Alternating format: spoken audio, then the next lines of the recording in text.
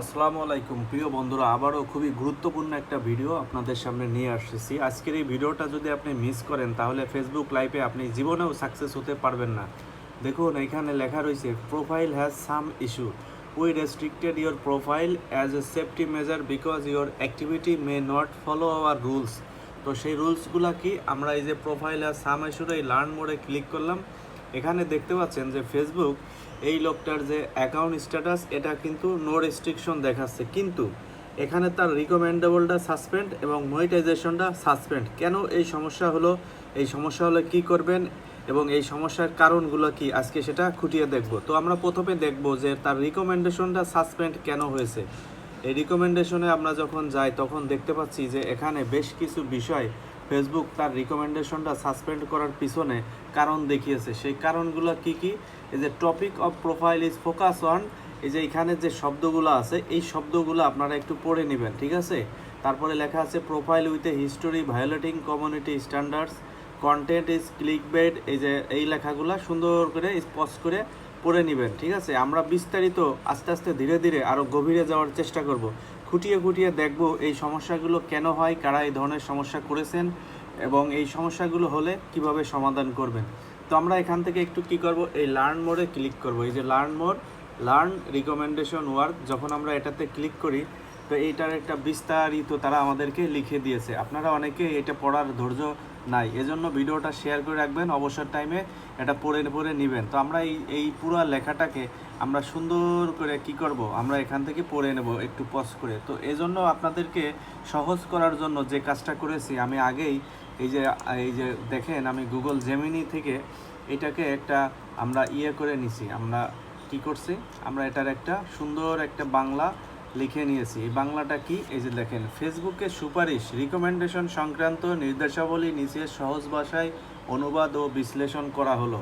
সেটা কি, ফেসবুকে সুপারিশ বা রিকমেন্ডেশন কি, এটা আগে আপনাকে বুঝতে হবে। আপনি কি করবেন, এই জিনিসটা সুন্দর একটু পড়ে নেবেন। ফেসবুক এবং ইনস্টাগ্রাম ব্যবহারকারীদের জন্য কমিউনিটি ও কন্টেন্ট খুঁজে পেতে সাহায্য করার জন্য ব্যক্তিগতভাবে বিভিন্ন এই সুন্দর করে এটা কিন্তু পড়বেন।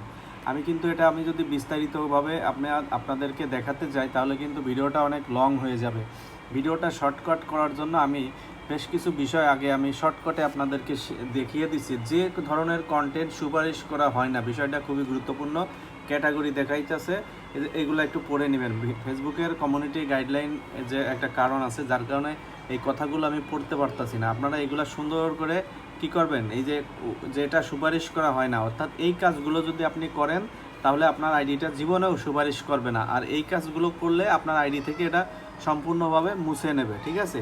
তাহলে ফেসবুকে কোন কাজগুলি করা যাবে কোন কাজগুলি করা যাবে না আমি কিন্তু এটা সুন্দরভাবে আপনাদেরকে বুঝিয়ে দেওয়ার চেষ্টা করেছি। আশা করি ভিডিওটা আপনাদেরকে অনেক ভালো লেগেছে। আপনারা একটু মোবাইলটা স্ক্রিনটা একটু পজ করে এই লেখাগুলো একটু সুন্দর করে পড়ে নেবেন, ঠিক আছে। তো যাই হোক, আমরা কি কাজ করব এরপরে, এই যদি আপনাদের এই ধরনের সমস্যাগুলো যাদের প্রোফাইলে অলরেডি চলে এসেছে, তাহলে চলে আসলে কি করবেন, সরাসরি আপনারা যে কাজগুলো করবেন, এই রিকমেন্ডেশন সাসপেন্ড যখন হয়েছে এটা আপনাদের যে কন্টেন্ট আছে সেই কন্টেন্টগুলো চেক দেওয়ার চেষ্টা করবেন। প্রত্যেকটা কন্টেন্ট চেক করে যে কন্টেন্টের সমস্যা এখানে দেখতে পারবেন এই কন্টেন্টগুলো রিমুভ করবেন। দেন আপনারা এটার একটা স্ক্রিনশট নেবেন, এভাবে সুন্দর করে ফেসবুকের কাছে এভাবে স্ক্রিনশট নেবেন। এইরকম এই স্ক্রিনশটগুলো নিয়ে আপনারা যেখানে সমস্যা সেইখান এভাবে করে স্ক্রিনশট নেবেন। হ্যাঁ, আমি যে দেখিয়ে দিচ্ছি এরকম 5-6টা স্ক্রিনশট নিয়ে মোবাইলটাকে 3টা ঝাঁকি দিবেন, দেখবেন যে রিপোর্টে প্রবলেম অটোমেটিক চলে এসেছে। সেই রিপোর্টে প্রবলেমটা কোথায় যেয়ে সাবমিট করবেন, এভাবে যে প্রোফাইল আইকন দেখতে পাচ্ছেন, এই প্রোফাইল আইকনের এইখানে যাবেন। প্রোফাইল আইকনে ক্লিক করার পর এখান থেকে হেল্প অ্যান্ড সাপোর্ট দেখতে পাচ্ছেন। হেল্প অ্যান্ড সাপোর্টের পরে এই যে রিপোর্টে প্রবলেম, এই যে সুন্দর করে আপনাদের মোবাইল থেকেও মোবাইলের প্রোফাইল আইকনে ক্লিক করার পর হেল্প অ্যান্ড সাপোর্টে যে রিপোর্টে প্রবলেম এখানে যাবেন।